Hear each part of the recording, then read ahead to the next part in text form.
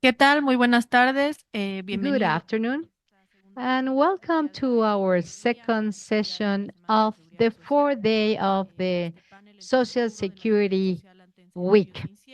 Social Security in face of uncertain events organized by administrative systems, and we would like to recognize Mr. David Mataya's presence, Vice President of this Commission, as well as the presence of Dr. Francisco Jose from the Costa Rica Fund for helping us to organize this panel. I am going to give the floor to Álvaro Velarque, our General Secretary, for welcoming words. You have the floor. Thank you so much, Tere.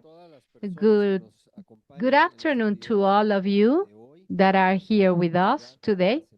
And we are in the fourth day of the Social Security Conference. My regards to the participants that are with us remotely. And I would like to thank the presence of Dr. Welke Moyo, Executive Director of the Supervision Oversight of Social Security, in short term of the plurinational state of Bolivia. Dr. Ruben, thank you for being with us.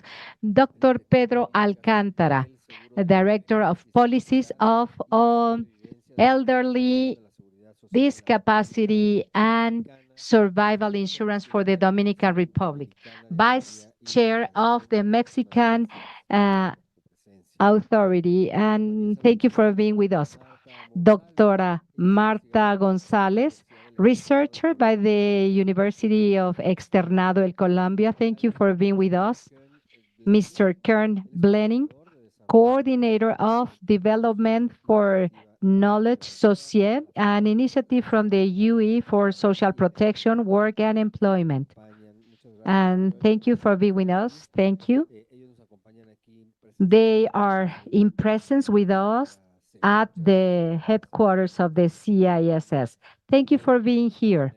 My regards, especially to those that are here with us virtually. David,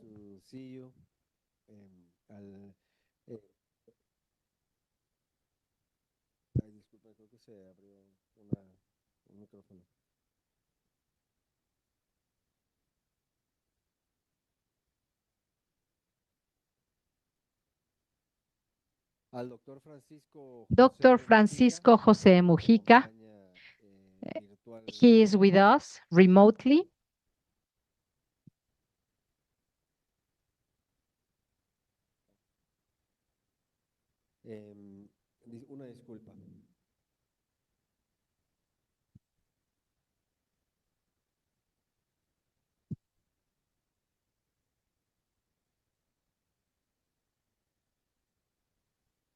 Una disculpa. A ver, bueno, estoy muy contento del esfuerzo que la I am causa so glad for all the effort to organize a panel so productive like this panel with Dr.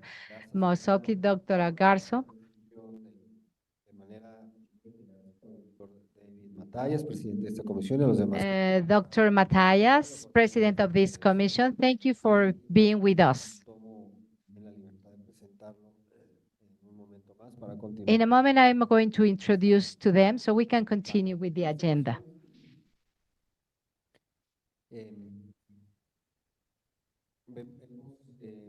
Se ha preparado este panel para reflexionar sobre el futuro de la In seguridad. this panel, we are going to talk about the future of Social Security before uncertainty. We are going to hear from experts about some tools that have to do with Social Security. Cada vez son más complejos los retos. Because increasingly the challenges are more difficult for the Social Security services.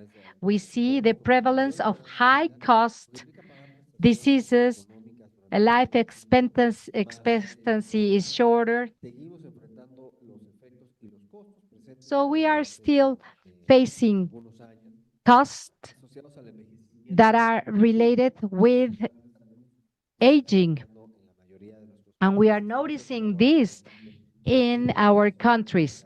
The decrease in the productive people. And increasingly, we see a lot of threats related with climate change and sanitary crisis. Today, we are going to be talking about how to manage uncertain scenarios before the demographic changes. And we are going to, we apologize, but we have some technical issues at in the interpretation booth. It's difficult for us to have a long-term, difficult to organize better our social security systems. In this panel, we we are going to talk about future scenarios and how to help the decision makers. So without further ado, I would like to give the floor to Mr. Matthias, David Matthias. Good afternoon, colleagues. Good afternoon, ladies and gentlemen. Thank you for such a very warm welcome, Mr. Secretary General.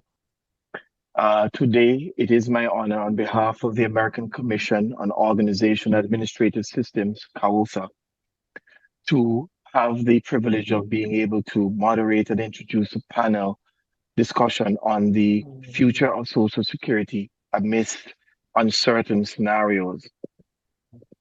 If you would permit, I would like to be able to provide a brief introduction to the topic, followed by an outline of the panel's objective, and I will invite our esteemed experts to share their insights once our objective is stated. As we all know, the global aging of our population poses major challenges for Social Security systems around the world. These challenges are manifested in three main ways: the increased demand for medical services for our population with a high prevalence of chronic degenerative disease, longer life expectancy, the slowdown in our countries in economic growth resulting from fewer people of working age, and the increased expenditure associated with old age, disability, and death pensions. Pandemics, environmental disasters, climate change, and other exigencies have occasioned many important lessons in terms of our need as social security systems and countries to prepare for the unforeseen or face catastrophic consequences. If the possibility of such scenarios is coupled with the challenges that have been outlined so ably by the Secretary General, social security systems need to be prepared. We need to be adaptive. We need to be more resilient to the threats that we will face in the future. In this context, it is of high relevance for countries to take advantage of the tools that will allow them to face the managerial challenges of tomorrow and to build robust risk management strategies that seek to minimize the financial, operational, and administrative impacts on their health and social protection systems. Hence, the importance of discussing the managerial challenges confronting social security systems in navigating uncertain future scenarios amidst forthcoming demographic, epidemiological, and societal shifts are to explore the utility of strategic foresight for this purpose. Can this tool really help us to make a difference in our people's lives? In doing so, it is hoped that the awareness of the need for preparedness and technical tools to contribute to that preparedness will be raised in this afternoon's presentations. With those few words of welcome, we should move swiftly into the presentations of the afternoon. Now we will proceed with our first presentation, which is scenario planning and decision making with strategic foresight, presented by Mr. Juan Carlos Mora Montero. Mr. Mora holds a PhD in government and public policy from the University of Costa Rica and has a postgraduate studies in design thinking and sustainability management from INSEE Business School, the strategic thinking of data analytics from the University of Cambridge. He has also taught undergraduate and postgraduate courses at the National University of Costa Rica, the Central American Institute of Public Administration, ICAP, and the University of the Future, among others. He has served as a public servant in several Costa Rican institutions, including the Ministry of National Planning and Economic Policy, the National Groundwater Irrigation and Drainage Service, the Post Office, and the Institute of Rural Development. Dr. Mora has been a national and international consultant for organizations such as the Center for Research and Training in Public Administration, the United Nations Food and Agricultural Organization, the Pan American Health Organization, among others. He has written more than 30 papers for seminars, symposia, and congresses on foresight, planning, and evaluation, both nationally and internationally. He currently teaches at the University of Costa Rica. Please, Dr. Mora, your presentation. Thank you very much, David. Bueno, yo voy a hacerla. Debo decir que me honra mucho que mi nombre For me, aparece como el it doctor. is an honor that I am here as a Dr. Francisco. It's an honor for me. And it's an honor for me to be here with Dr. and Dr. Susana. Bueno, efectivamente, primero que todo, dar las gracias First of all, I would like to thank a la Conferencia Interamericana the de CISS for having me here, for permitirnos compartir allowing me to share in the next 20 minutes some important ideas related forecast, strategic forecast. In a framework, well, the future is uncertain, but there are some times in history where uncertainty is even more severe, especially after an important event, after a large disruption like the one that we experienced some years ago in the year 2020.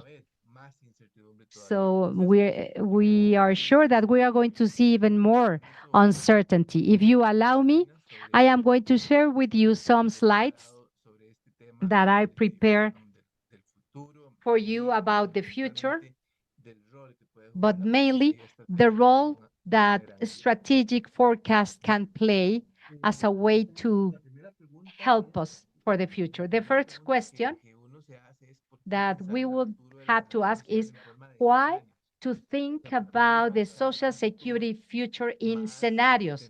Why can we not think about a future in trends? Well, we are living in a moment in which, well, history has always been about uncertainty, but currently we cannot see the potential future in a linear way. So thinking about scenarios is because the future is not built only based on one trend. It's built by a host, an integration of different change factors, different elements of change.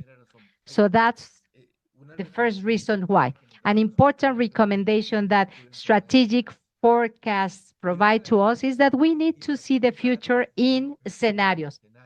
And the second question, this is the complement of strategic forecast, because the idea is not only to think about the future, but to study the future from the present, where we are building the future in order to set for early actions.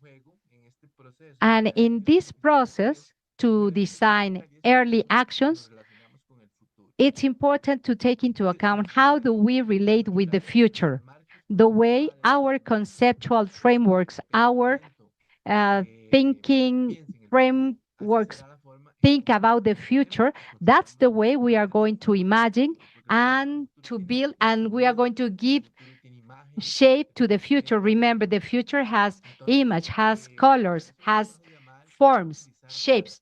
And I am going to use an important element to define this. In order to think about the future in the long term, especially, we need to be prepared. So it's not only about having an instrument. We need to have tools to make analysis of the future, but we need to prepare our brain, we need to prepare ourselves to be able to see the long-term future.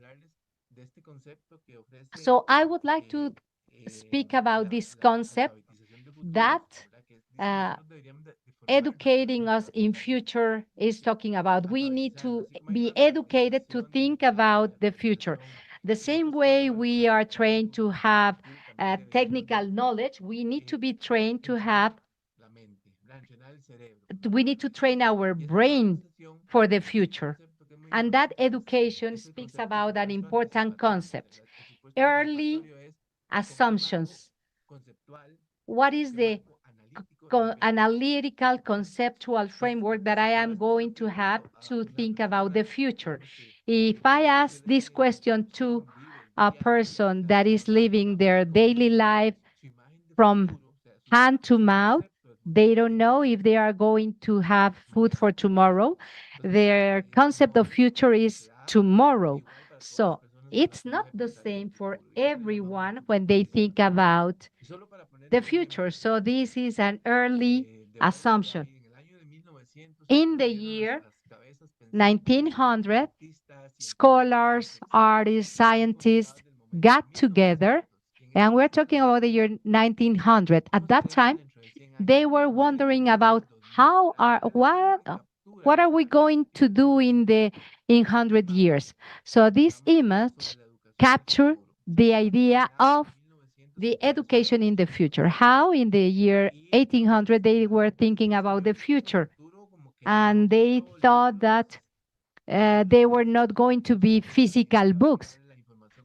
I think that people are going to receive information by a connection. However, what we used to have technologically and socially at that time made us thought about that. You can see that in that classroom, we only see men. The, the teacher has a role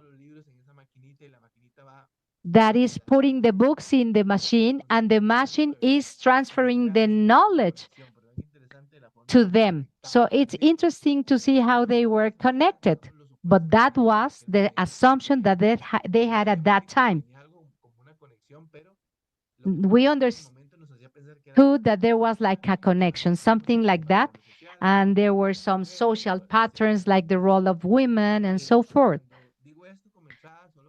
So this is just like an introduction to speak about social security.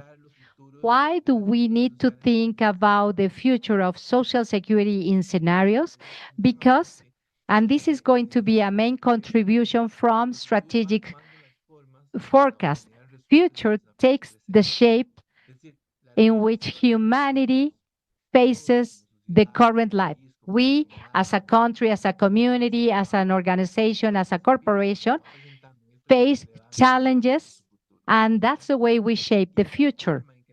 The way we overcome those challenges when we do the forecast are the signs of change. So in forecast, we are collecting signals. We are looking for signals that speak about change. And there are some signals that are very robust. David, in the introduction, mentioned some of them that are very strong. Maybe no one can doubt about the future that getting old is a reality. This is a constant in our world. Seems to be that the growth of informality and the lack of quotation to social securities became a constant situation. Now, the way people have to solve their life professionally is informally, and they don't make quotations in the social security systems. Migration is a constant element. Today, that's a reality.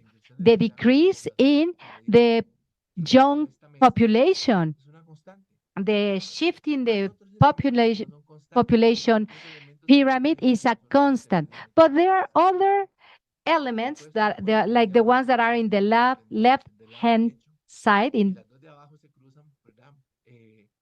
you can see some of them that are critical uncertainties. In a framework like this one, sustainability of social security systems is not that clear. I have an idea that I am going to have a challenge on equality in access to social security systems in a world that has an infrastructure of a lot of inequality, especially in Latin America, is not clear.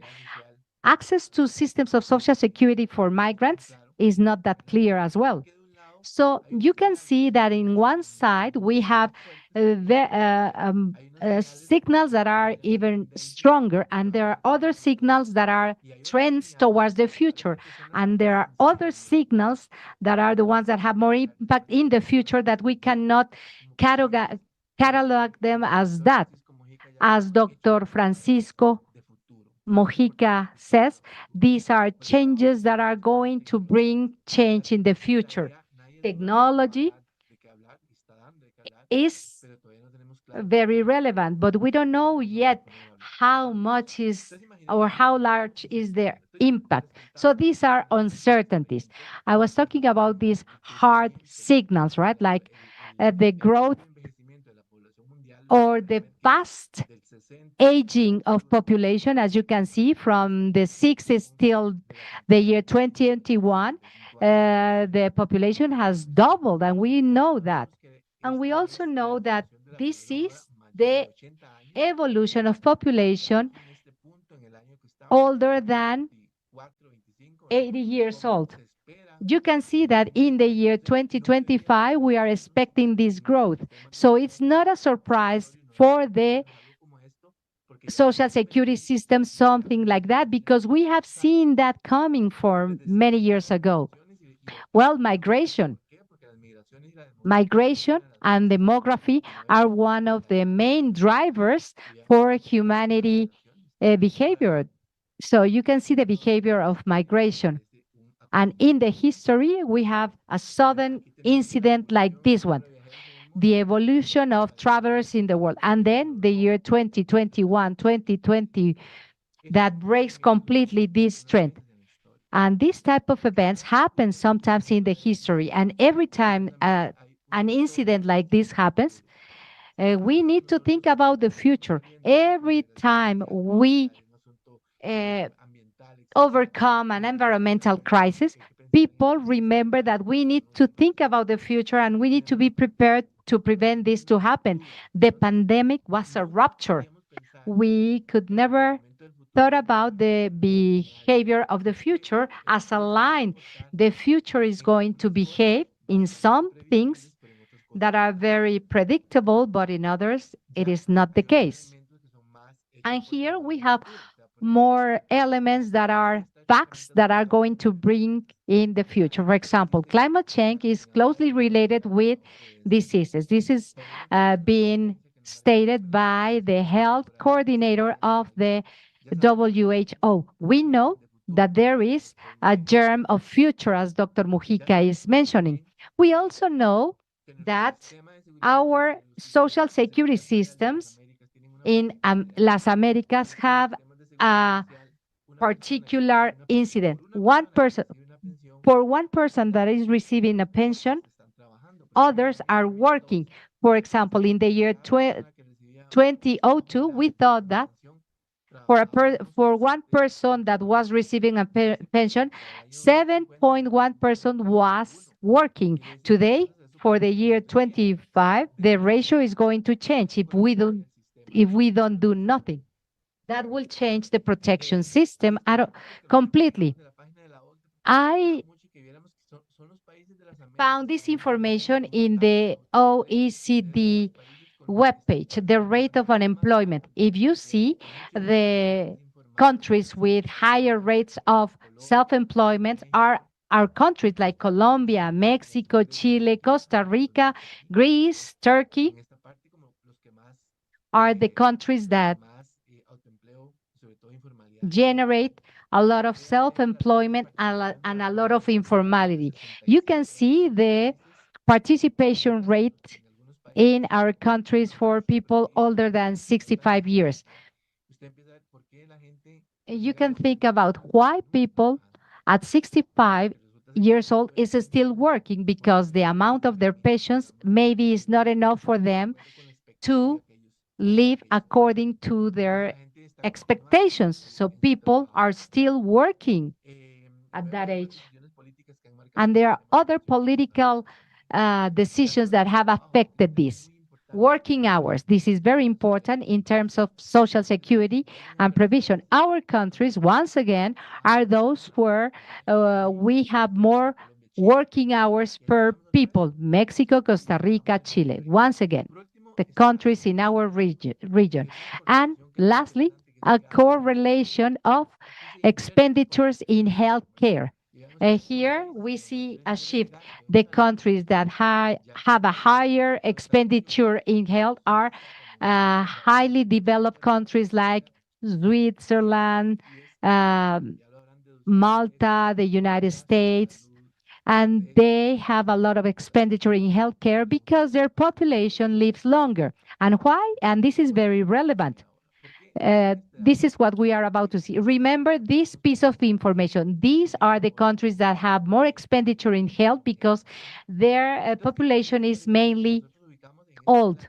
So what if we put in this diagram on the bottom part impact on the social security systems? All these subject matters that I just mentioned to you were located here. So less uncertainty, or these are critical uncertainties. On the right-hand side, these are elements that are very easy to see, and we call them trends, and others without a name. So you can see that everything is correlated. The future or the futures of Social Security are the integration of a relationship among a host of agents of changes. So that's why we need to see the future as scenarios because it can vary a lot. In this small image, you can see all the change factors. If we insert all these change factors within this cone, the cone of future, they are simulating the way they are interacting, how aging interacts with technology, with migration and other things. This is going to create different scenarios. Borus was the designer of this conus, and he said that there are some scenarios that are going to have no coherence at all, but there are other scenarios that are going to become potential scenarios, preferable scenarios, feasible scenarios, scenarios that visually we can almost see them. And as a result, some of these scenarios can become one of the scenarios that we would like for Social Security. And that scenario has to be built. That scenario is not going to be given just by adjusting all these things. It's going to be due to the fact that we are going to design strategies for that. So one of the problems that we have had with strategic forecast is that we have a lot of bias towards the strategy that came from the private sector. Like the strategy is technical plan. However, a strategic forecast is more about political aspects, decision makers making decisions. So you can write the most beautiful plan, but not necessarily you are going to accomplish the change. So these are two proposals from the ODC that for me are scenarios on what to do. One is to adjust expectations. You can imagine culturally the implications of that. What can I do in order for this to happen? How can I manage a humanity that is used to a lifestyle that now is working more years to have a better pension? How I am going to adjust that? Because maybe that scenario is not reasonable, right? But that's not going to be as easy. Or the other one, the most popular one, uh, to to have more quotations for more years. Mathematically, it solves the problem. However, does it help the social actors? How I am going to make people to make more quotations when they have a minimum wage for more years? And longevity is something that we have accomplished as humanity. But at that age, people have not health and they are demanding more services from the healthcare services, right? So they are living 90 years old, but not necessarily with a good health or a good quality life to keep on working. So it's not as simple. And this is my last slide. On the bottom, we have a timeline, and in the other axis, we have the desire level. So I wanted to have a diagram that was not as linear. A strategy is a host of political agreements that the social stakeholders are going to make. It's not a technical instrument. The strategy is as a political instrument rather than a technical one. So that's why I wanted to convey this to you. How important is for all the actors to take part in the decision making process, because these decisions are going to be feasibility to a technical process to create public policies, to create standards, to standardize and formalize work. But just by stating it is not enough. So I think that this is the most important lesson that strategic forecast can give us to the future of Social Security. Thank you so much.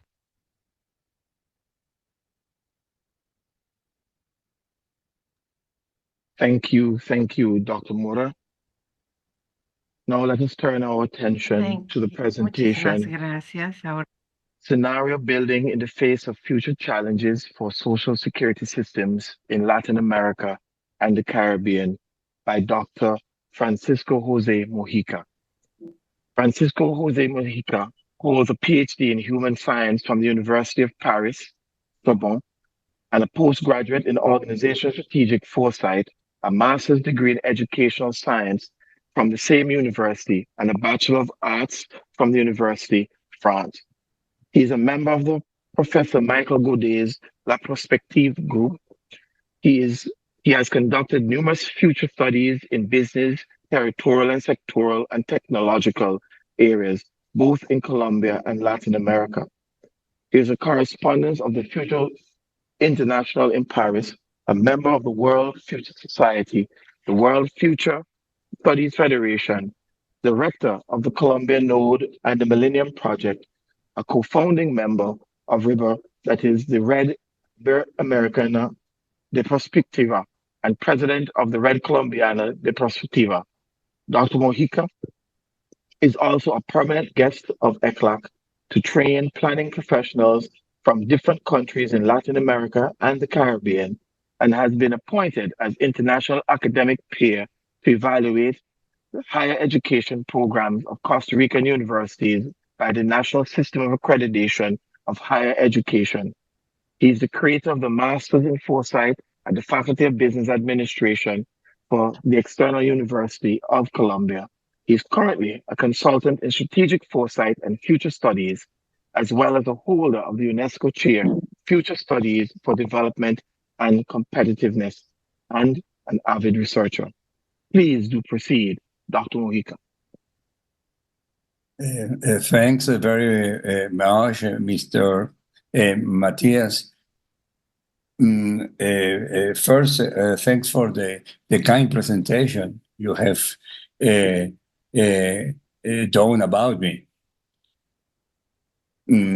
I am very happy to be here with you and with the others personalities that work in future studies. ¿No? Y voy a continuar en español diciendo que para mí es un honor. Muchísimas gracias a los altos directivos de la conferencia. Great honor to be at this CICSS conference and for having invited me to attend this congress, to this meeting. I want to tell you that I will be referring essentially to the specific topic of social security and the state of well-being, and I will present to you some of the scenarios regarding the well-being. I am very pleased to take the floor after Dr. Juan Carlos Mora because he is a very important personality in Costa Rica and certainly in Latin America. During his presentation, he has shown us a lot of ideas and that opens many roads. Thank you, Dr. Mora, for that wonderful presentation. I want to start by bringing and giving you an idea where we are at and where we are all involved. We have the presence of, as of year 2017, and this World Economic Forum that was called the Fourth Industrial Revolution. I believe that they put in evidence a change that the world underwent from analogic to digital and from digital to smart. The most important thing of all of this is that this is wrapping. This is a trend that is huge, responding to the teachings of my teacher, Michel Godet, asking ourselves, how do we want the world to change? With us, without us, or in spite of us? The great trend of smart technologies and the change from digital to smart world is something that is compulsory, and what comes next will be with us, without us, or in spite of us. And I hope it will be with us and not in spite of us, as Professor Godet has said. And Joel Rosnay, a French thinker, is telling us the fact that we are witnesses, that we live in a world of a smart, intelligent world, that we are really affected for artificial intelligence is witnessing that we are much more involved in a total digital environment. Our life will be articulated, will be embedded in an ecosystem that will be the total digital ecosystem. And this is going to be governing all the activities of human beings. It will be affecting as well social security processes and the state of well-being. As a matter of fact, vis-a-vis these conditions, there are a series of challenges that I would like to state very quickly, because this is involving all human activities. The production in the future will be automatized, and we will have an agro-industrial production. And these are huge challenges that have been presented before us for the future. Companies will be intelligent. They will be working with platforms of chatbots. It's something that will be changing all our activities, like the chat GTP, metaverse, 5G networks, smart cities, and the consequence of all of this, which are very important. And that leads us to the topic that I want to address today, that is social security and the state of well-being. Institutions have become obsolete vis-a-vis the smart, intelligent change and the change from digital to intelligent or smart world. And this will be having an impact on social security, particularly on social protection. And that is the unemployment, the appearance of processes that will be generating wealth, smart ones, will be creating unemployment. The investigation made by the Oxford University is telling us, yes, we will be losing 47% of current jobs. So we are vis-a-vis a process of change from an analogic world that is growing and a smart, intelligent world that is greater and that is absorbing us every day more and more. So after having given you this first outlook, I would like to speak more specifically about Social Security. The definition that ILO has, yes, Social Security is the protection that a society provides to its individuals in modes like health care, guaranteeing security of income, and old age, unemployment, illness, disableness, among others. And if we take a look of what is going on in Latin America and we try to set a thermometer of what is the behavior of social protection, there's something rather interesting. 60% out of those Latin American people have social protection. But there's a great challenge vis-a-vis this 40% for those that do not have social protection. And that's where we're going to be starting today. If we see the breakdown, these are things that are really huge challenges, and there are situations that are very important that are presented in a very clear and precise way. First of all, there's something that is outrageous and informality. In Bolivia, 85% of jobs. In Chile, 27.4%. In the case of Bolivia, out of 10 workers, 8 and a little bit more are on the informal market. So around 50% is the average, but 50% is quite worrisome. On the other hand, we have the traditional unemployment, the percentage of the economic active population that in so many countries, when you have this unemployment and it comes to double digit numbers, is quite concerning. Those are processes, phenomena, factors that are challenges that are important and definitive for Social Security. Social Security, and I would say, is presented in a series of modes like the ones that I've just mentioned. But behind all of that, there's something that's very important, and that is the state of well being. The country, the government, the state has to be concerned what is going to be doing about the well being, and that is their nature, that is their DNA. It has to be aware fully that they have to bring solution to so many social security issues, and among them it has to do with thoughts on how to work around all of that. We can divide the countries of Latin America in 4 different areas. One where we have a high motivation from the state vis-a-vis the importance that the well-being, the state of well-being has, and that will be Uruguay. And others where this nature is medium, that will be Chile, Brazil, Argentina, and Costa Rica. A little bit less, then we have Panama, Venezuela, Mexico, Bolivia, Colombia, and others that are very low, where we have Paraguay, Peru, Guatemala, Honduras, Nicaragua, and El Salvador.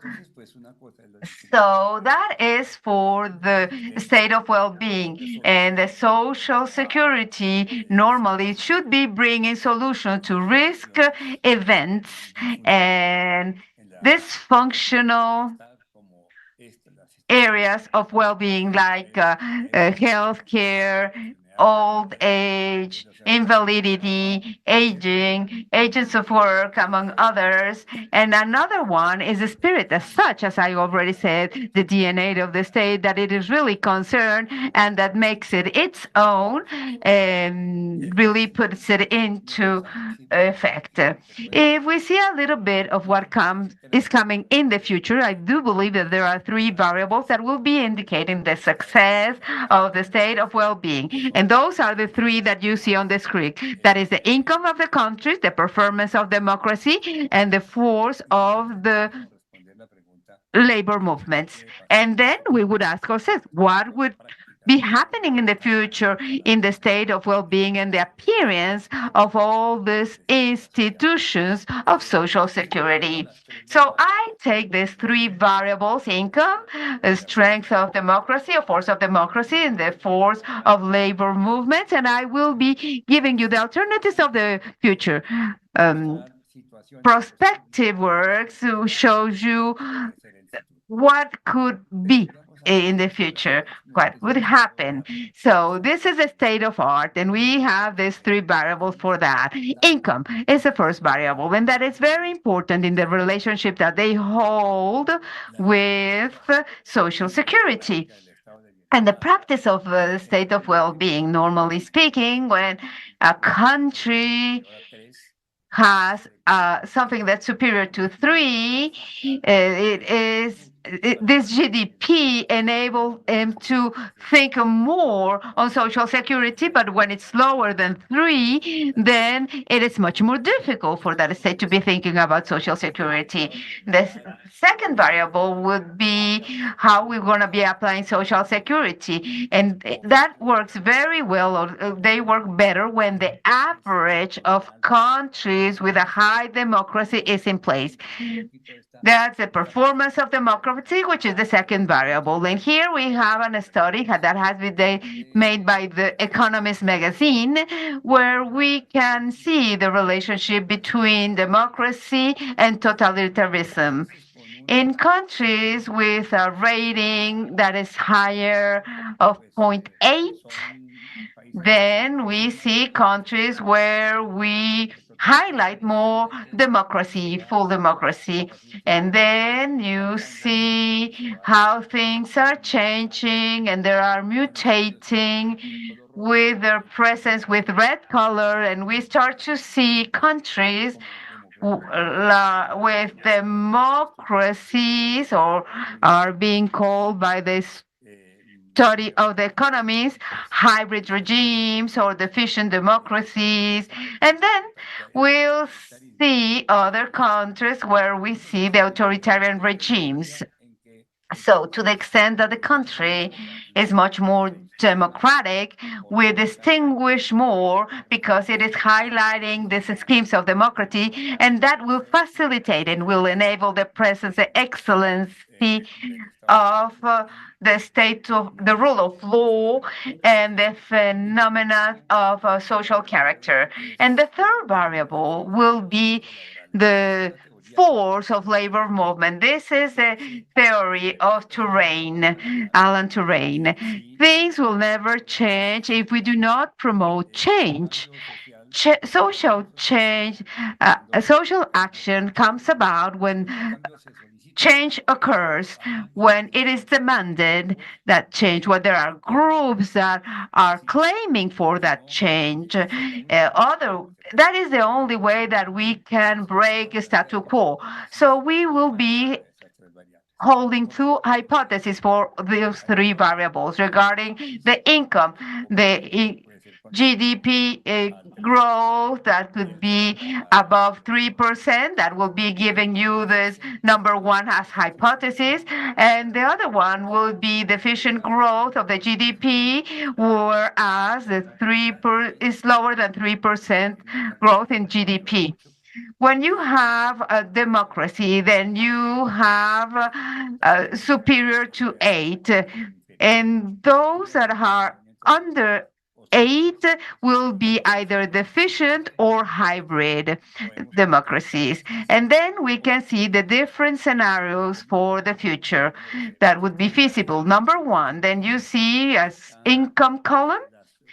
To your left, you see the hypotheses that are feasible, either positive or negative, from compliance and non-compliance of the hypothesis on income. On democracy, we have the 4 different conditions where you will be complying with democracy that's higher than point 0.8, and then you will see the labor movements, and you see 1 when they are efficient and 0 when they are non-efficient. And those are the possible scenarios or images that are feasible. And in the future, we will be among one of these that you see on the screen, that is the column to the right. And this is of cross-system impact outcomes. We will be in the future among one of these 4 conditions, and I want you to explore them with me more thoroughly. Uh, Carlos Mora was telling us about the importance of the strategy. Strategy is a complement of the future, as Maurice Blondel is telling us. Future is not predicted; it is built. It is built throughout a strategy, and the construction of the future is basic. And if we want the future to come about and to be tangible, and to really we have that future in place, we have to build it. So we have the accomplished dream or the achieved dream where the 3 phenomena will be brought together. We have a country that will have an income above 3% of the GDP with democracy of 8 points, and then we labor movements as the ones that are really propelling change to come about. So the practice of the state of rule and the processes of social security systems. And I hope that we will find ourselves for all the countries in Latin America in this accomplished dream. And that is the first one. But as I told you, we can find ourselves in one of the 8 different scenarios that I have on the screen for you. According to what's happening in my country and the different countries, we have to figure out where we will find ourselves in the future.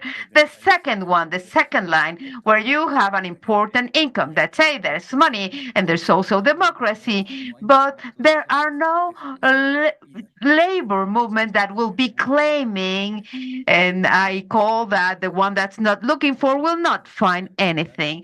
The other one, the third, yes, we have a wealthy country with good income. However, there's no democracy. It is much more totalitarianism. But yes, you do have labor movements that are claiming and demanding change. This I call rowing against the current. And another one, then we have an income, but we don't have democracy, and we don't have labor movements either. And so there's no claim, and I have called it money. It's not all. Yes, there's an income, but certainly social security is insufficient or deficient because you don't have the important context that is democracy. And in addition to that, civil society is not claiming, it's not demanding. There's no demand for change. And then the other 4 scenarios there, we have a lack of money. The income is lower than 3%. Therefore, there are difficulties regarding the economy. But in this case, yes, there is democracy, and you do have labor movements. They are poor, but they are fair. We are managing poverty. Managing poverty, well, we will be giving some importance to Social Security.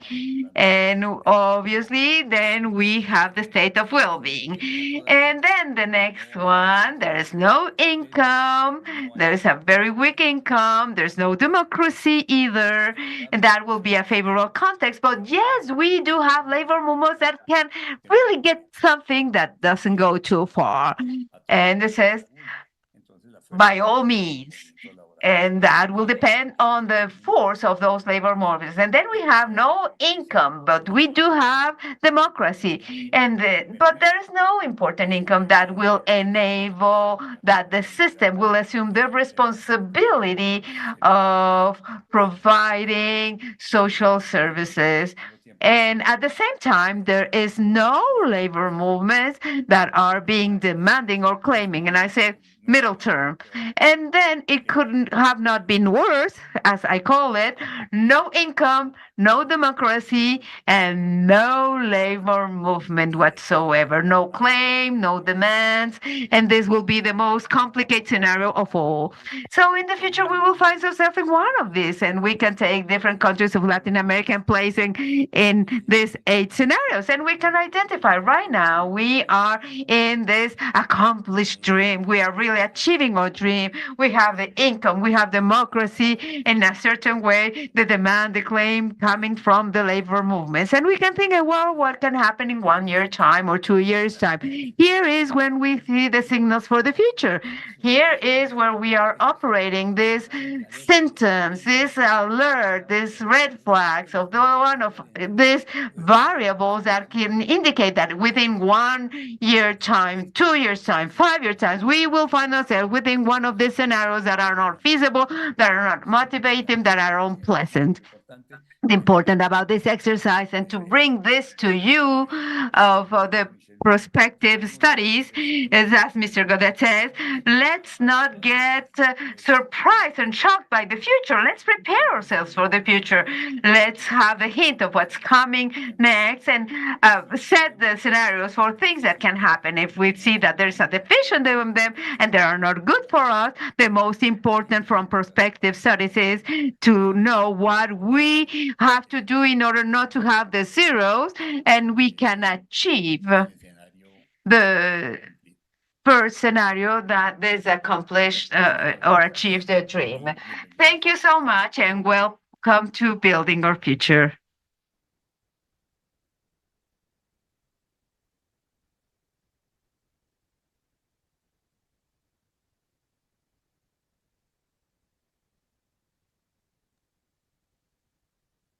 Thank you indeed. Thank you, Dr. Monica. Very, very, very insightful presentation. Up next, we will look into the future, the experience of the construction of a prospective document, the CCSS 2041, A Look into the Future in Costa Rica by Mrs. Suzanne Perez Soleno. Mrs. Pereza is an industrial engineer and obtained a master's in project management from the University of International Cooperation and another in modern manufacturing systems from Costa Rica Institute of Technology. Additionally, she has completed specializations in senior management of health services. Mrs. Fraser has 21 years of experience in Social Security and has held positions in project management in the Costa Rican Social Security Fund, advising executive presidencies and the board of directors, and currently serves as the director of institutional planning.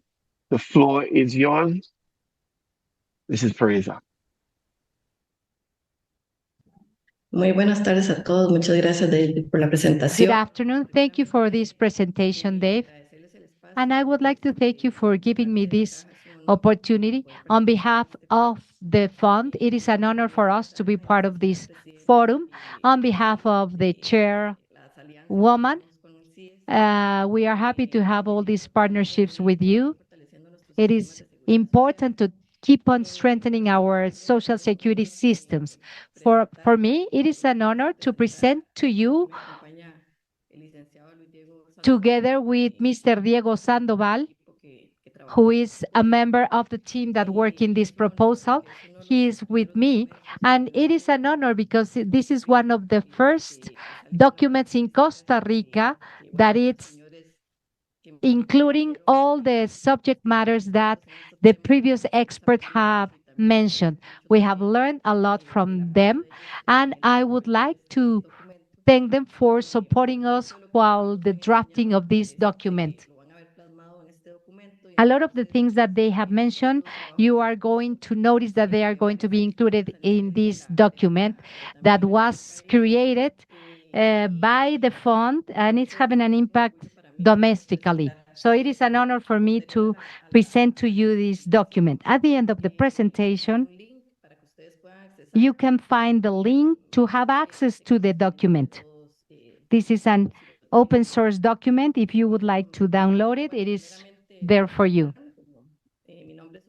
I am Susa Peraza, Chair of Institution and Planning, and as a chair, as a director, I am in charge of planning all the activities of the institution at a different level, management and operationally.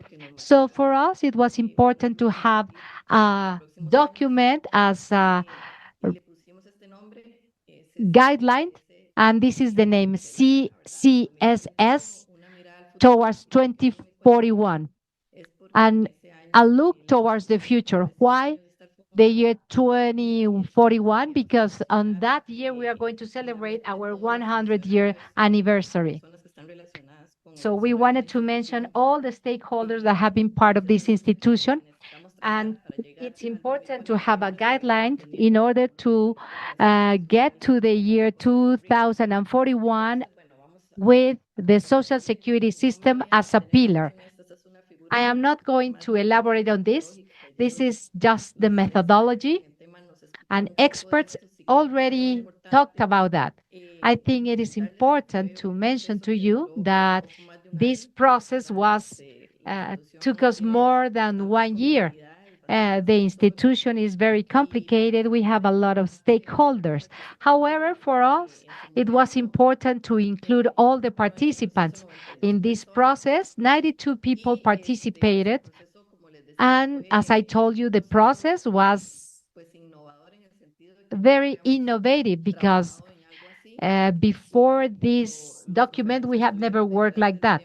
And the colleagues that were working in this document have all the necessary capabilities to develop this document. We thought it was going to be important for all the stakeholders to have a better understanding of what we were talking about. It has some technical matters, and the planners that are working in the management level receive a lot of training. Here you see a lot of methodologies that facilitated the resulting document.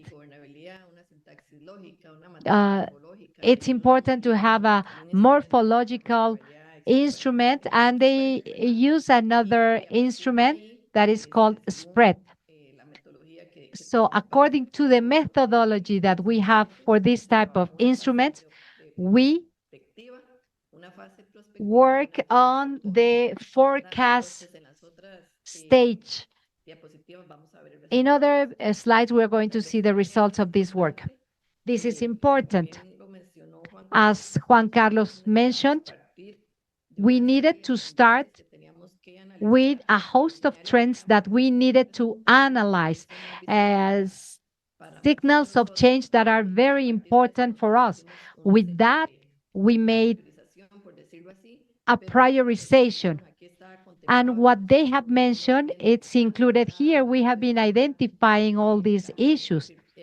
The change of the epidemiological profile, unemployment, the fourth industrial revolution. For us, is necessary to strengthen humanization of services, digital automation, sustainability in our two insurances, because we have two insurance, pensions and disease insurance. And with all these elements that you are watching in the screen, we did our prioritization to materialize the desired future that we would like to have. In a nutshell, and we are going to elaborate on that. In a nutshell, I am presenting to you the long-term vision that we have towards the year 2041. We see an institution as a pillar for the society that will allow us to strengthen the well-being of the people that lives in this country with a good life, with economic and social protection. We also see this institution as an entity that will help them to consolidate benefits for health service, pensions, and social benefits with some characteristics that will allow us to be excellent. And we would like to continue being a service of excellence. And the population is very interested in having good life expectancy and to reduce their disease, their load for diseases or the charges for diseases. It's important for this institution to be flexible, to adapt to technological changes. We need to be prepared before risks that we are forecasting. And of course, we are not going to do anything if it's not going to be financially sustainable. So these are the elements of our vision for the long term vision. In this document, we are including the desirable scenario, but there are other two scenarios. One of them is a pessimistic one. We wanted to maintain the desirable scenario. The other two are included, but we wanted to be positive, so we decided to go for this one. In order for health and pensions, we have one statement. One, health, well-being, and socio-economical protection focus on people. Second statement, a technological scope for people. Third statement, sustainable insurance, motherhood, maternity, taking into account opportunity and quality service. Another fourth statement, on an institution with a human face. For every statement, we have different lines that we are going to see in detail. These are the ones that we designed to build our strategic desire. Statement one, health, socioeconomical protection and well-being. We know that comprehensive approach in health will allow us to consolidate the first level of attention of care, but related with actions that have to do with health promotion and disease prevention. We see a model focus on disease, but now is moving towards a focus on people. And later on is going to be another approach that will allow us to promote health and not to focus that much on risk. Of course, we have to consider risk, but we need to focus more on prevention and health promotion. Another important item is that we see people with a relevant role because they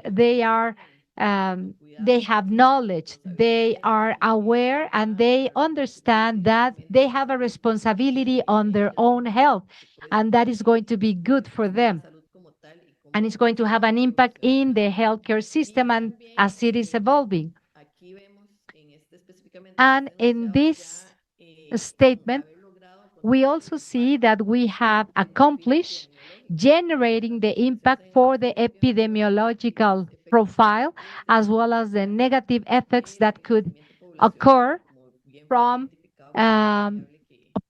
population aging, because this is something that has been occurring fast. Statement two, a technological fund that is affordable for people. This institution has become a digital institution with state-of-the-art technology, and we promote a culture of automation to provide better services to the population with digital ecosystems for providing high quality services that are going to be friendly user, humanized, and that are affordable for all people. So everybody can have access to their processes and to consolidate virtual care. And we also see our institution as an institution that has promoted a lot of innovation and research, having a positive impact and transformations in the socio-economical and environmental levels that are part of the scenario 2041. Statement 3, sustainable insurance for pensions and for healthcare. We see that citizenship and other stakeholders have responded to high levels of insurance and enrollment due to a high level of credibility to the institutions and strengthening the culture of contributions that we need to keep on building that because it's going to be affected by variables like robotization and the fourth industrial revolution. So we need to make sure that this is going to happen. At that moment, we are going to diversify the financial sources to give sustainability to the health and pension insurance, allocation resources according to the results, not only, well, we need to consider risk management that will allow us to have an appropriate forecast to implement enhancements to decrease operational expenditures that affect us a lot in the social security realm. And we also see our user and beneficiary population that will have certainty that are going to have access to the service. This is a real and effective right, but it's also a responsibility that they have.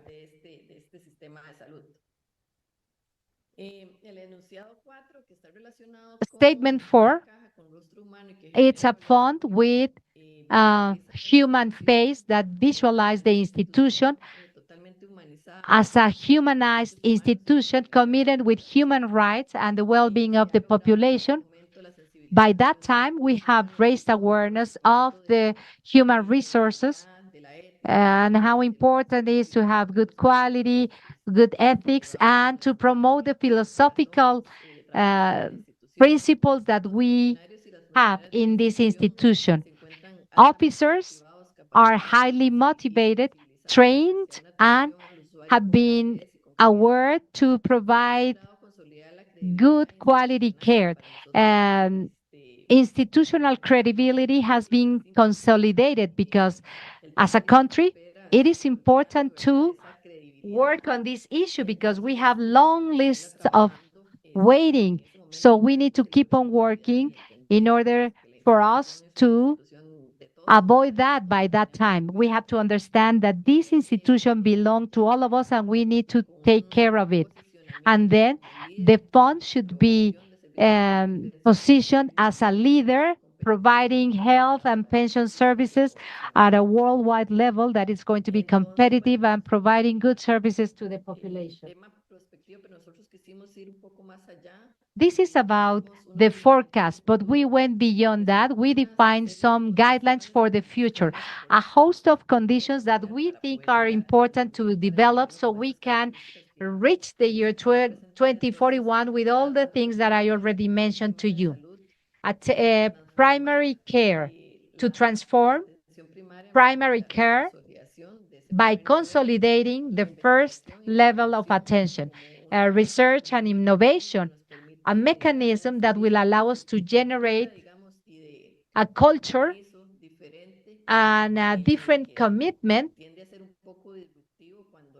is going to be disruptive because we need to understand that after a research, maybe the results are not going to be the expected ones, but we are always going to learn something and it's going to generate public value. And of course, the need to consolidate digital transformation because that's the mechanism, the tool that will allow us to outreach, the citizenship. Human resources has been transformed as a driver for institutional change management. The executive chair has this as a flagship, and of course, financial stability ensured in order to reach that important moment. So, what happened once we approved this vision towards 2041?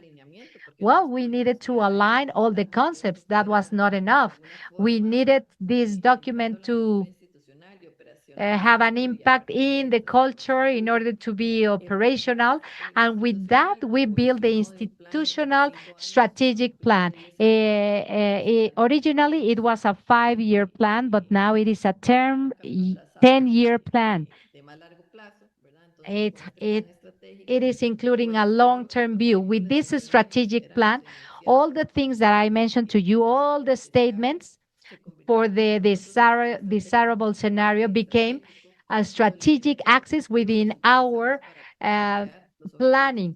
And we use all this to consolidate the strategic plan. According to this methodology, we have some lines of actions that are going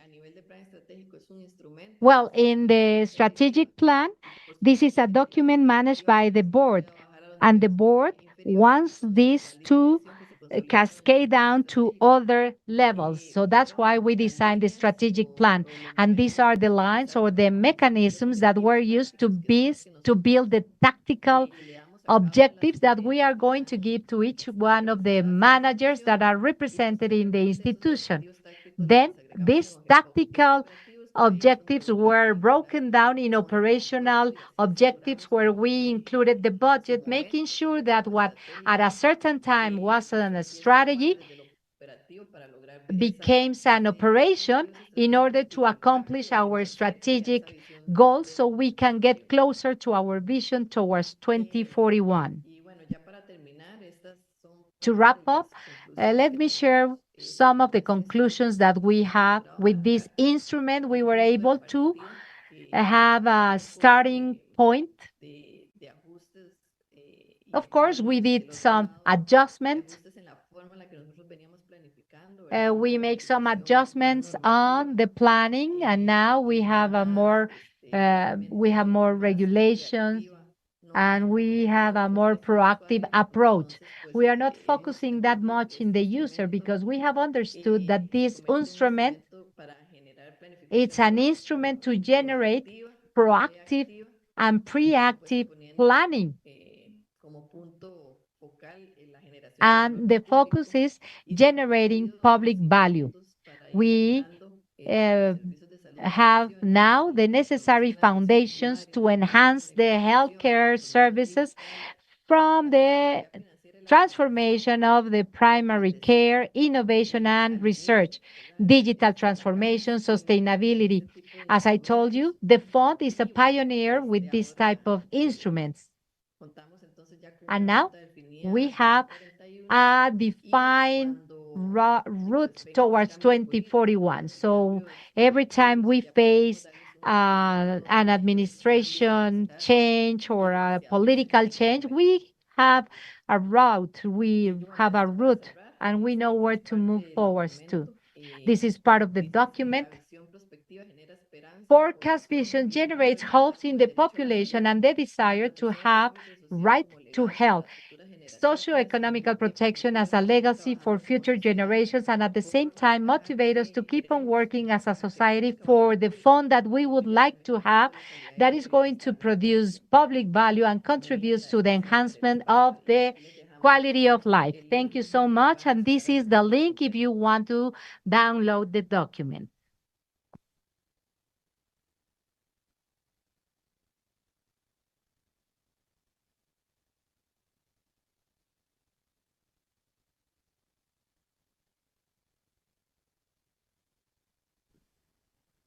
Thank you. Thank you so much, Mrs. Parisa. It has been a most enriching enriching discussion and presentation you've made this afternoon.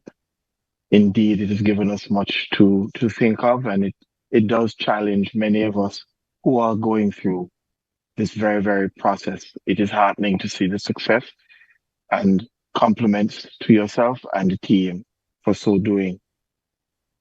Now, this I move to the final part of the panel discussion for this afternoon, and I'd like to ask Mr. Jose Angel Castro, who is my very good friend and esteemed vice president of the CAOSA, the and a representative of the Costa Rican Social Security Fund, to moderate the questions from the public and to give some closing reflections and remarks this afternoon. Mr. Castro is a graduate of the Senior Management Program in Business School. He holds a master's degree in project management from the University of International Cooperation and a bachelor's degree in economic and social planning from the University of Costa Rica. In addition, he has completed specializations in senior management of public investment projects, advanced studies in strategic foresight, and postgraduate degree in local health management. With an outstanding professional career, Mr. Castro has held positions as a coordinator of planning units, project director, and consultant for international organizations. His experience includes 15 years as an academic in various undergraduate and postgraduate programs in University and of International Cooperation. And in recent years, he has been an advisor to the senior management of the Costa Rican Social Security Fund in medical management, administrative management, and general management, and in all things, a welcome partner in CAOSA. Please do proceed, Mr. Castro.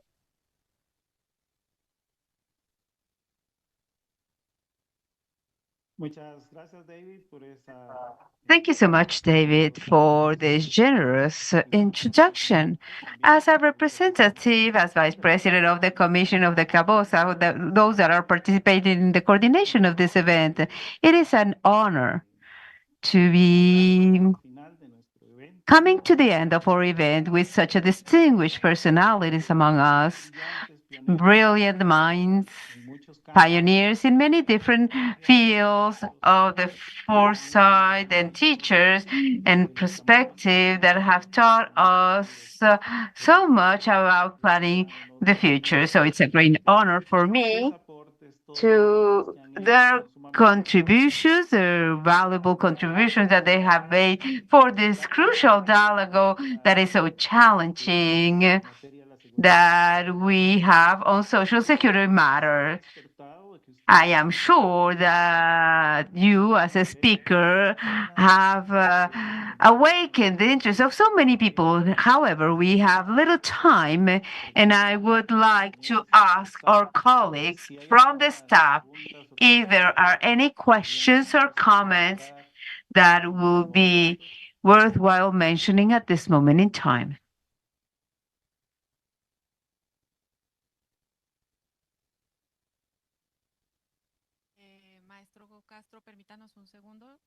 Maestro Castro, please hold on a minute. We have some incoming questions from social media.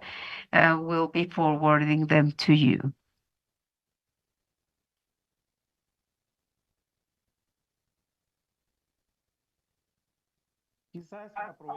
Maybe I will take advantage the little time that we have, and I will give you my insights. In the meantime, some of our colleagues can forward me some of the questions that we have received so far. And I allow myself to read some topics that I have heard from the presentations. High rates of poverty, informal markets, informal jobs are content. So institutions that were pioneers of social security, that were born with a shared vision by a fairer and equitable view. They face many challenges similar that we are facing today, others that will correspond to the time where those changes came about. There was a spirit of of innovation, perseverating, they transform the obstacles to lead the way to a more brilliant future. And now we are stepping over the shoulders of those pioneers, having a legacy of resilience. Their unbreakable commitment to or awakening of our communities have led the way for generation of social security systems, new ones that have given life-saving for families and individuals as well. We have different challenges in some cases. Issues can be similar to those that decades ago we had. The way of facing them can be different, but we have the same commitment.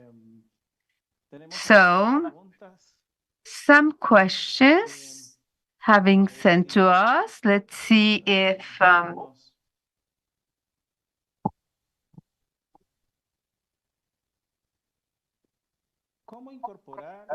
how to incorporate, and I allow myself to ask the question to the Professor Mosica and Dr. Mora.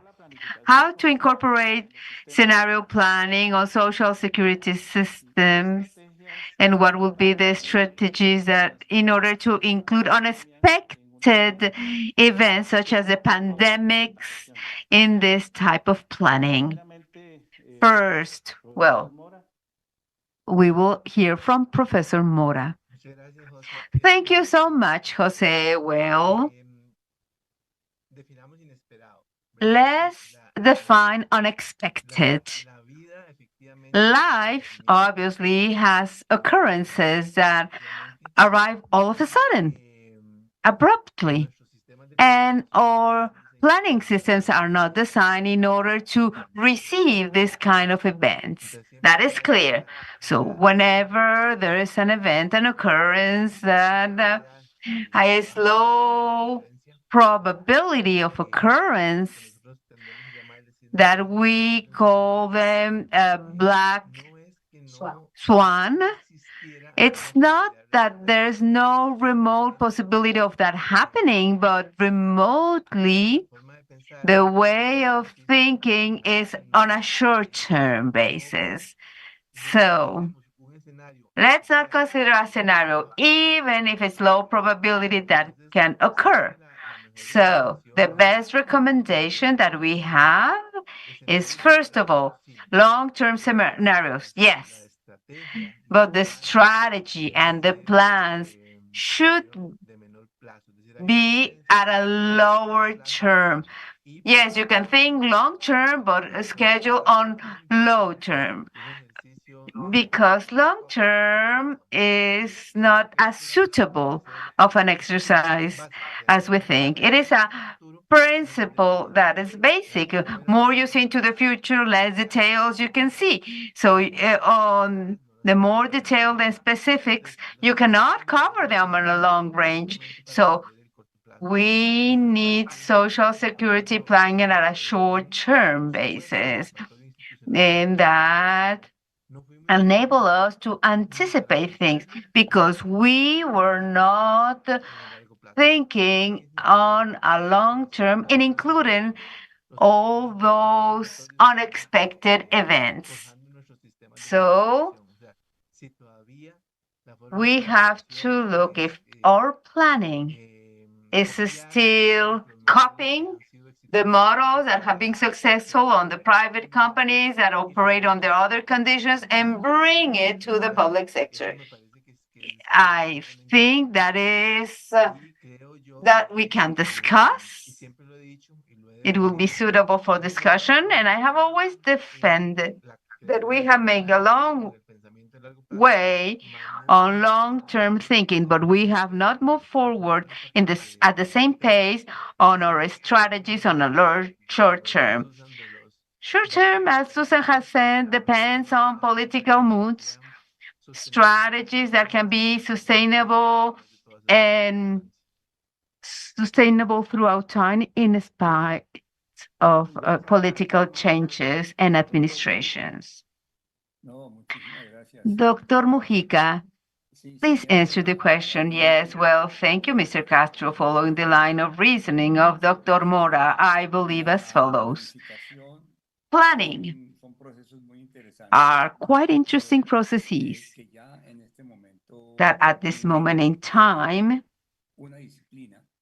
have a discipline that's above them, and that's a strategic perspective in such a way that we are confronted to see to the future, and or we can just look at the tip of our nose. When you want to take a look at the short-term future, the most interesting thing to define this situation is the definition that Michel Godet says: illuminate the present with the perspective of the future. It's as right now we have darkness. You don't see those situations at a very short term. You don't see them. You don't see the context as it is. And some things will be hidden or concealed from you because you're short-sighted. And so, on long term, you can have a more vision that are the trends of the future, the germs of the future, and the contributions to the future. So, how can we do? And that is the concern of Professor Godet had, because the person that's asking the question is taking that lead of Professor Godet. What do we do in order not to be surprised by the future, shocked by the future, knowing that we are in a constant change scenario? Everything is evolving. Everything is being modified day after day. How can we do to anticipate change, anticipate those circumstances that are apparently difficult to face? Perspective strategy is that shows us the way.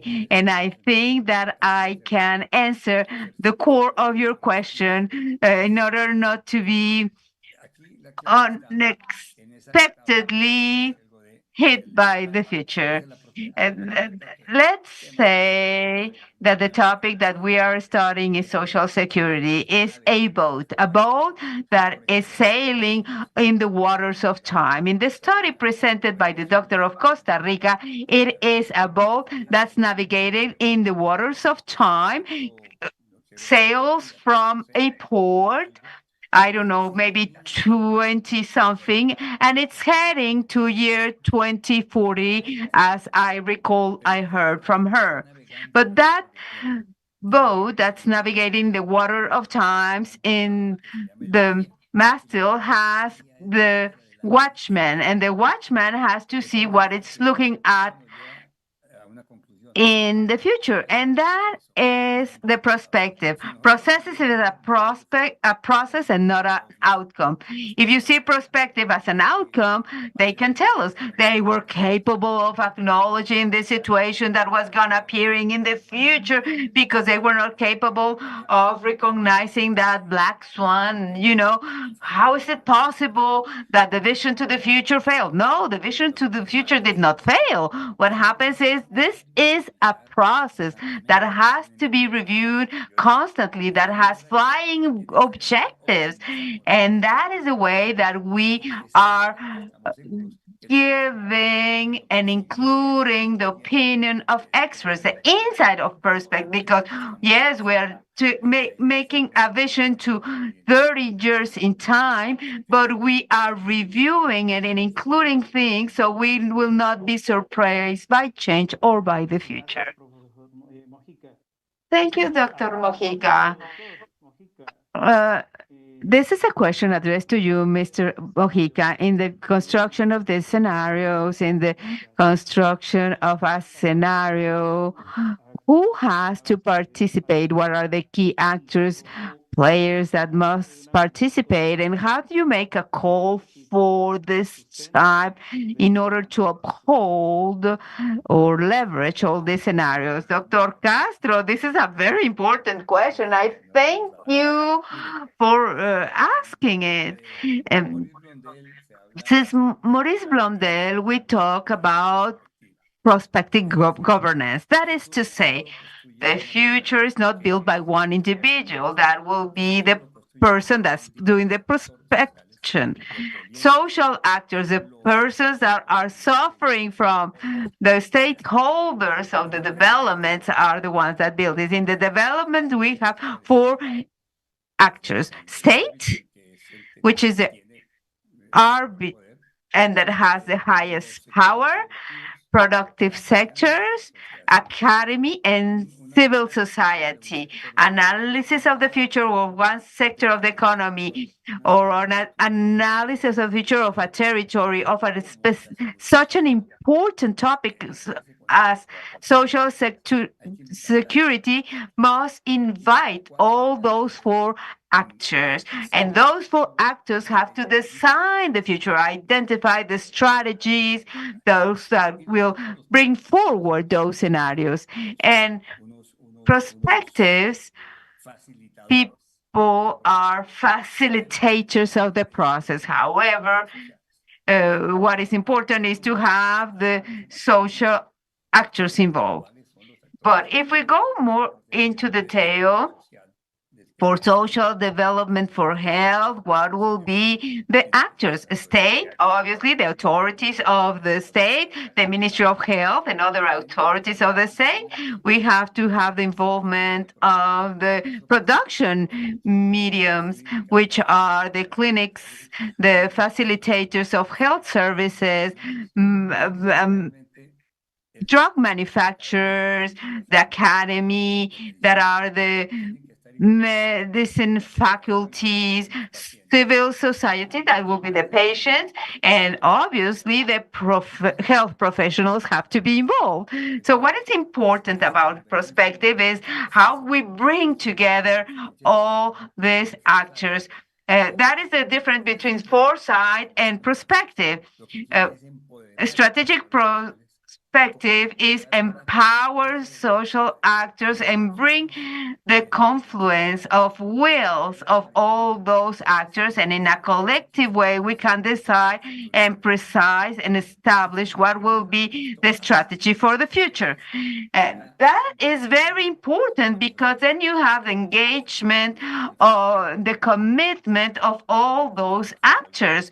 The challenge that we have in Latin America is that at any time you change the plans, the projects at any moment in time can be changed. The planning process is changed as new people in administration come about. But if those actors are really committed, then you can respect the long term. You have the structural projects that will not be changing, and avoid what we always had in Latin America. Any time that you have a new administration in place, they have a new vision, new processes, and they have the right to do it, but you have to respect the structural projects that are going to be tying up the perspective for a long term. Thank you, an excellent doctor, because those are the such important items that not only give legitimacy to the process, but they can ensure the success of the processes.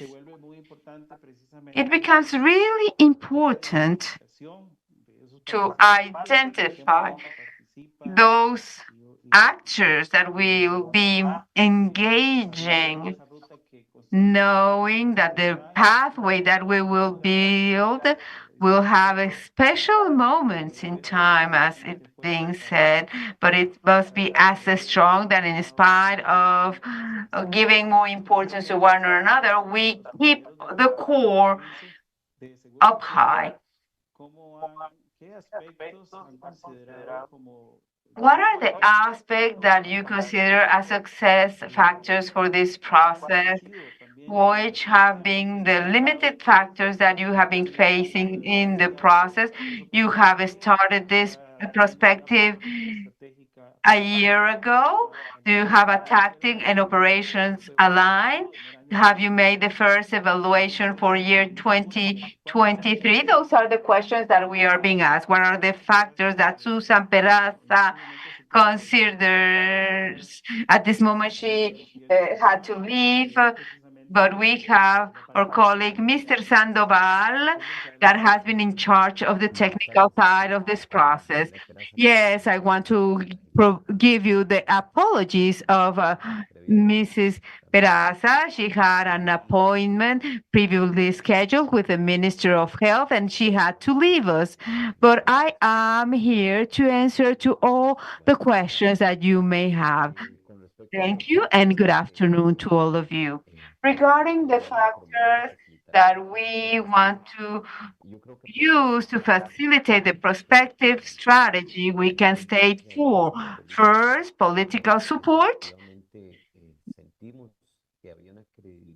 We do believe that there was credibility on this process for analyzing the future and about the benefits that this exploration towards the future can bring to the institution. The process was made with the participation of the main political stakeholders of the institution, and I think that was an important matter that allow us to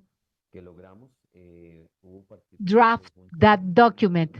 We had the participation of the members of the board, of the directors, and that was very useful. It facilitated the methodological journey. And another issue is preparedness. Forecast is a subject matter that requires some technical expertise. So that's why we have teachers, professors in forecast like Juan Carlos and Professor Mojica. In the institution, we built a small team, but a team that has been trained largely in forecast subject matters. With this, now we can have a team dedicated on this subject matter that is working on forecast. Another factor that was useful and that facilitated all this process was counseling, advisory. And I would like to thank Professor Juan Carlos that is here because he was our main reference. As Professor Mojica mentioned, Juan Carlos maybe is the main expert in forecasting the country, and he always was very available and willing to guide us anytime we had some concerns of our process. So we worked closely with Professor Juan Carlos and we appreciated him so much for many factors. He was my professor in the university. He has trained us in this subject matter, and he has an open door policy. He is an expert that we refer to constantly. And Dr. Castro, who is leading the Q&A session, was another expert that guided us during all this forecast process. And also, I think we lose the internet. Ah. So those are the main factors that help us to streamline the process. Of course, we had some limitations in the resources. Now we have a dedicated team in forecast. Of course, we would like to have more time to study.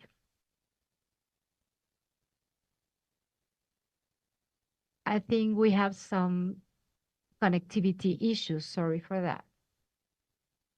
Parece que se nos quedó congelado. Sí. Gracias, don Luis. No sé si ya Thank you. se quedó la última parte un poquito congelada. I think you had some connectivity issues. No, no, I already concluded. If you wish, I can repeat my last statement. No, I think that we got the whole idea. Thank you so much. We have several questions. We are not going to be able to ask all of them,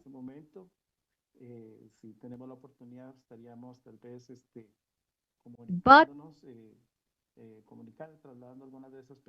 we can send all these questions later on to you. We understand that these are very relevant issues, and there's no doubt that we are going to be together in other occasions. There is one last question that I would like to ask. It's a complicated question. Maybe you can give us a brief answer, Dr. Mojica, Dr. Mora. The question is, there are times, decisions, and issues that not necessarily are the most popular ones in political terms. There can be opposed to their own trend. So how to face those variables, those aspects that can go against idealized discourses in political situations or realms. Thank you so much.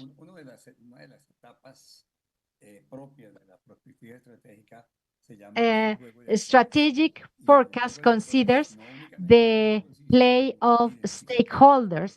That is not only about identifying social factors, but to identify the power that they have and the strategies that they have in their hands in order to defend their own interests. Meaning that among the social stakeholders, there are different interests, and each one of them spontaneously is going to defend their own interests. And now we have before of us a chest where they only see their game. I hope that my enemy hasn't seen this play. And that's the reality. The reality is the presence of social actors with interest, with conflicts, with partnerships among them, and with the management of power. So forecast identifies this board of chess where are located those positive or negative forces, where are the interests of social actors, and what are the plays that I am going to see on each side of the board on one hand. But on the other hand, let's go back to the forecast workshops where they have to recognize change factors, they identify variables, they design scenarios, and they define strategies. You can say, what are going to do if here we also have interest and conflict. And in this situation, another condition takes place that is very important for the success of forecast: ethics. Ethics forecast says that the common well is more important than the individual well. There are conflict of interest, but in essence is that that the general good is on top of the individual good. So we are no longer going to think about the interest of the social actor or the interest of certain political approach, but we think about the common good, the commonwealth. So what we want is that these scenarios are useful for all of us, and all the stakeholders have to be involved in their design. Excellent, doctor. Thank you so much. Dr. Mora? Bueno, como dice, yo también, así como el doctor Mojica dice que su maestro Godet, tengo que decir que Well, Dr. Mojica es as mi maestro, Dr. Mojica said, Dr. Moel is also my professor, so my experience in forecast, I learned it from aquí him. es donde está la ruptura con la planificación. And this is the disruption between the tradition and knowledge. When we do the forecast analysis, when we do the strategic forecast, we only consider change factors, but we need to see everything. We cannot have a full forecast process if we haven't recognized who, who are the actors and what are the interests that they have within the strategy that we are planning. So that's why I told you that, as far as I understand, the strategy are a host of agreements among actors that will allow activities to be executed.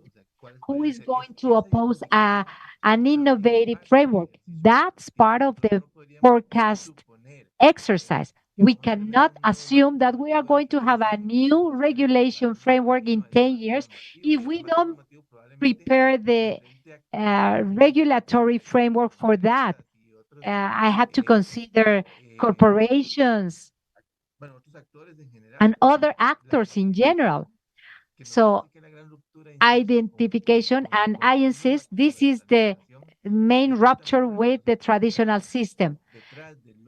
Behind the accomplishment of an objective, there are agreements. There are plays that we need to forecast, and anticipation planning is key. We are going to have a regulatory framework that sets for a change in the pension system. So we need to take into account who are going to be in favor or opposing it early, in anticipated manner. So I don't have surprises, right? So I always insist strategy has a high political component.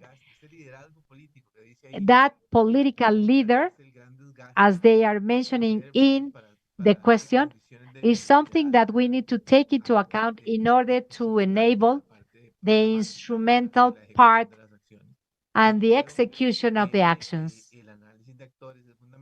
I think that it's fundamental to analyze all the stakeholders for future scenarios and to provide strength to a potential scenario. Yo les agradezco mucho, I would profesor like to thank you all, Francisco José Mojica y Professor Francisco José a Majica, Professor Mora, and compañera Susan Peraza, Dr. Don Luis Diego, in representation of Dr. Peraza. Thank you all for your presentation.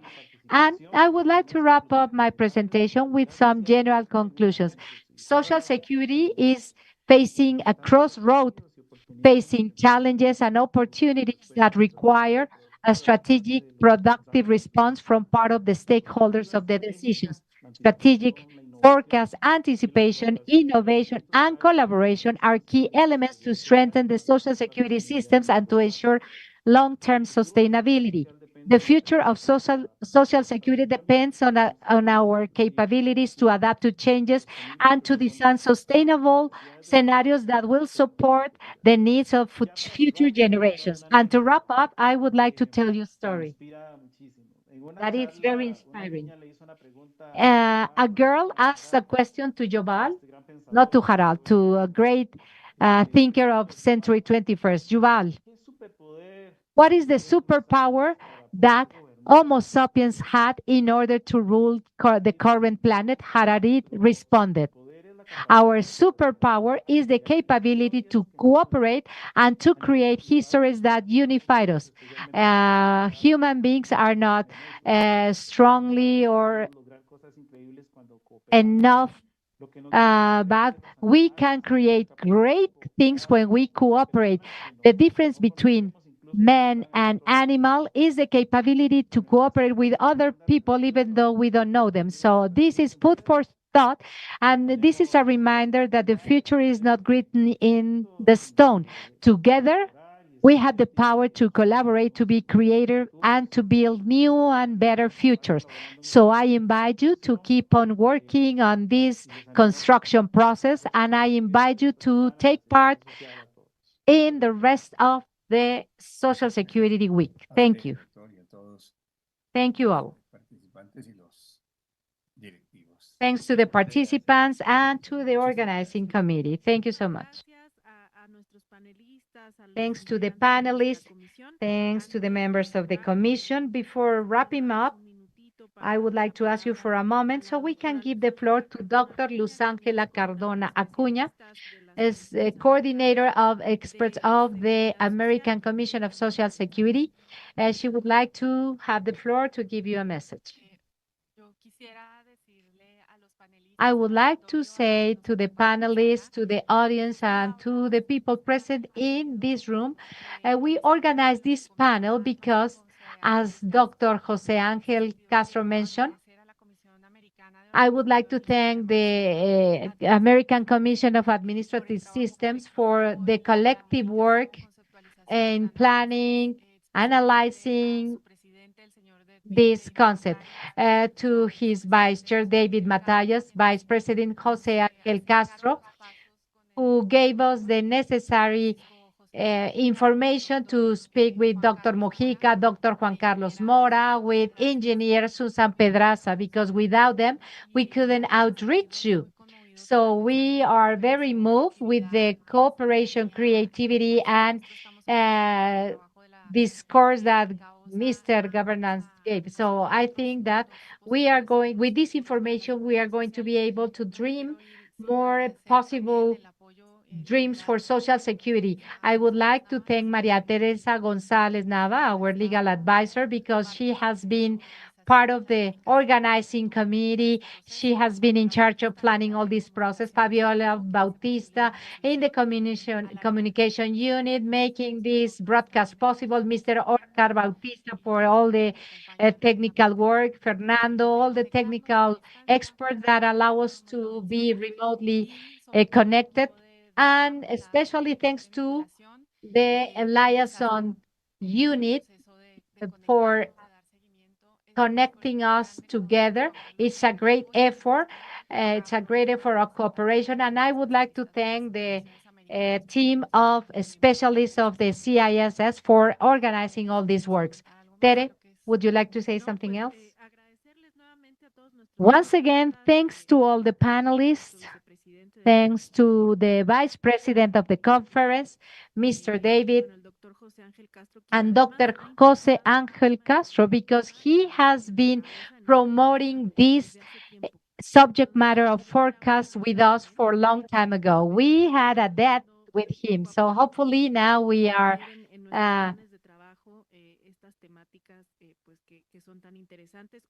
including all these subject matters increasingly in our conference. It is an honor to have the presence of Dr. Mujica, Dr. Mora here. Without further ado, I would like to give you our thanks and ask you for a big round of applause for a great panel. Thank you.